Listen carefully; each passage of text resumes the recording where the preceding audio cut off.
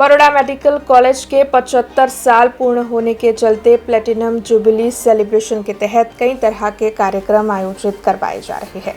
Baroda medical college ने 75 गौरवपूर्ण साल पूर्ण किए हैं, जिसके चलते प्लेटिनम जुबली सेलिब्रेशन के तहत 3 दिन के एग्जीबिशन का आयोजन करवाया गया है।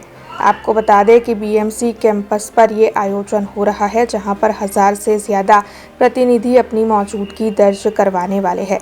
डॉक्टर्स में छुपी हुई कला को प्लेटफॉर्म मुहैया करवाने के आशय से उनकी ओर से तैयार करवाए गए स्केच पेंटिंग स्ट्रक्चर एग्जीबिशन का आयोजन भी करवाया गया है। इसके अलावा रंगोली एग्जीबिशन का भी आयोजन हुआ है, जिसके तहत सुंदर रंगोलियां नजर आ रही है। तो वहीं इन 3 दिनों के दौरान नॉलेज एक्सचेंज के प्रोग्राम भी आयोजित होने वाले हैं और इस कार्यक्रम के तहत भूतपूर्व छात्र और शिक्षकों को लेजेंड ऑफ बीएमसी और लाइफ टाइम अचीवमेंट अवार्ड से सम्मानित भी किया जाने वाला है। आज बड़ौदा मेडिकल कॉलेजना 75 वर्ष पूरा थया छे।